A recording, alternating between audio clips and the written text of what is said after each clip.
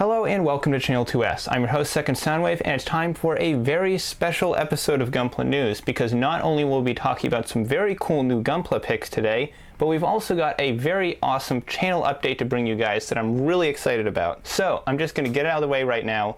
We have a channel sponsor now. NewType HQ has decided to sponsor this channel going into the future. If you don't know what NewType HQ are, they are a store based in the US where you can buy your Gundams, you can buy your paints, you can buy your supplies, you can buy your tools. Seriously, they have a huge selection of stuff that goes way beyond just the kits. Anything you would want or need to build Gunpla, they probably have. And not only do they have a really good selection, but also if you use code Channel2S at the checkout, you will get 10% off your whole order. Also, they have $5 flat rate shipping, and every order over $59 ships free. Pretty sweet deal. Seriously though, guys, they're a really cool store, and I'm super stoked to start working with them. So if you want to pick up yourself some Gunpla, paints, or anything else, go check out that link in the description below. Alright, that's enough about NewType HQ. Let's talk about some new Gunpla. God Gundam high-res model. I said before that I was a little hesitant to say too much about the kit based off that first image because I wanted to wait until we had some clearer pictures, and well, that time is now. The proportions on this kit look fantastic. The design is really cool. This is the first high-res model I've seen since maybe, I guess, the Wing Zero Custom, where I really resonated with the design, and it just looks like they did everything right here. I think this might actually end up being the best high-res model because the Wing Zero I know had some issues with stability because of how complex and fiddly the wings were.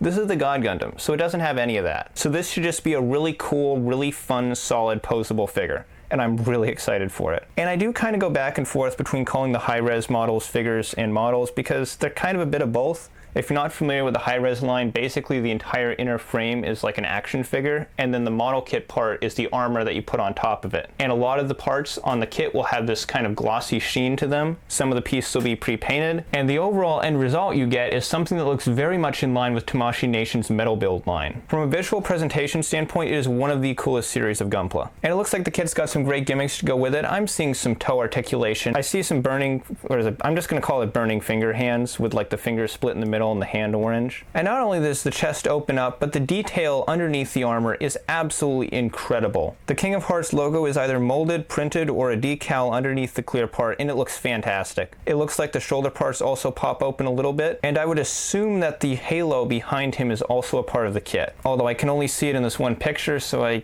can't really say for sure. I would assume they're including it though. But seriously though, guys, this kit is just beautiful. I love everything about it, and I'm getting it as soon as I can. And the kit's coming out in October, 14,000 yen, pretty expensive, but it's a high-res model, so you kind of got to expect that. Alright, let's talk about the high-grade Penelope, because we actually have a lot of new pictures of this, and it shows a lot of what this kit can do. So, last time we were here, we talked about how this kit was coming out late in the year. It's coming out for around 75 bucks, which is very expensive for a high-grade. But after doing a little research, I found that the Kshatriya repair was actually pretty close to that price as well, so it's certainly not something that's completely unprecedented. And the first thing we see with the Penelope is that it does have a pair of beam saber subarms that come out of the armor. I don't really know what's supposed to be accomplished with those subarms. I feel like watching a fight with these would be like watching a T-Rex wearing a life jacket try to grab somebody. But I guess if you want to add even more to this already very busy design, you can do so. What's really cool about this new batch of pictures though is that for the first time we get to see that the kit does fully separate into the Penelope and the Odysseus Gundam.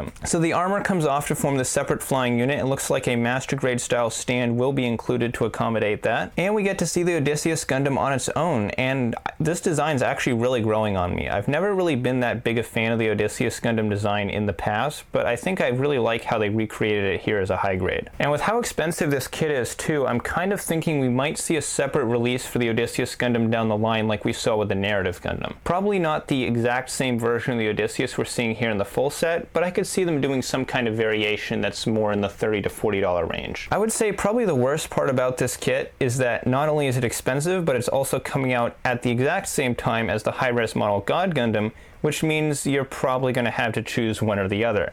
These are two very expensive kits coming out at pretty much the same time. I'm personally a much bigger fan of the high-res God Gundam, so I'm probably not going to be picking this up for a while. So yesterday, a whole bunch of new Dengeki Hobby snap-built image galleries dropped, and I'm not going to go through every single one of those, although I will include a link to the whole article down in the description, so check that out if you want to look at some upcoming Gunpla. I'm just going to highlight a couple of these that I thought looked especially cool.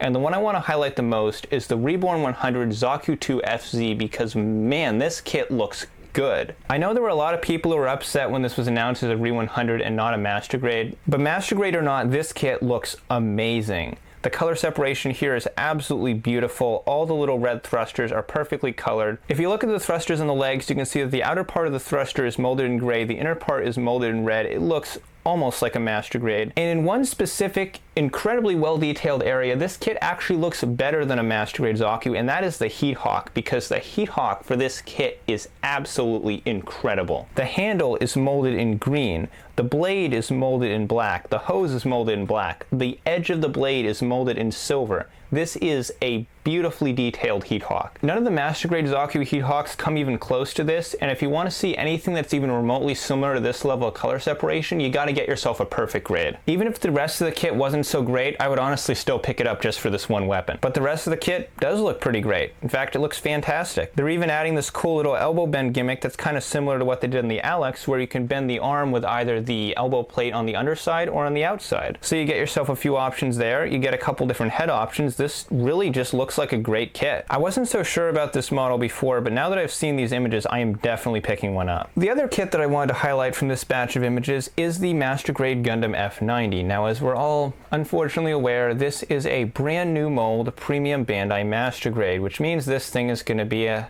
hell of a thing to get a hold of. In fact, I'm actually not even sure if New Type has pre-orders for it. But regardless of its release status, this kit still looks incredible. When I hear the words all new premium Bandai Master Grade, I kind of expect some quarters to be cut, but this is actually really good looking. The color separation here looks great on pretty much everything. I especially like what they did with the color separation on the knees. The blue parts are separate, the red parts are separate, the yellow trim around the gray is separate. It looks really nice. This is a really, really impressive looking model. And the more I see pictures of this thing, the more it just really hurts that this is P Bandai, because this looks like an awesome kit. And since we're already looking at the Gundam F90, why don't we look at the first add-on set for it as well. Now this is the, what is this, S&E pack?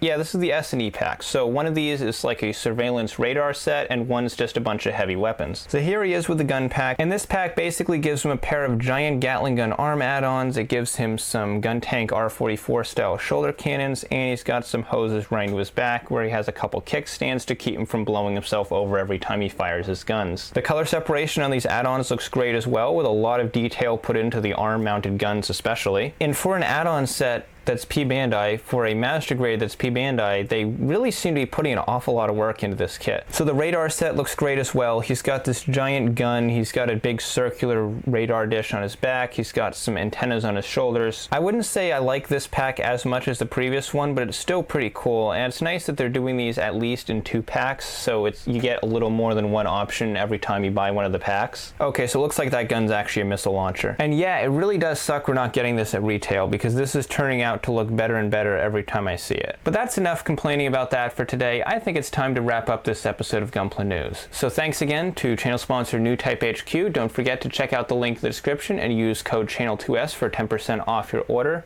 And as always, I'm your host, Second Soundwave. Leave a like if you enjoyed this video, subscribe if you're new, and I will see you next time. Take care, guys.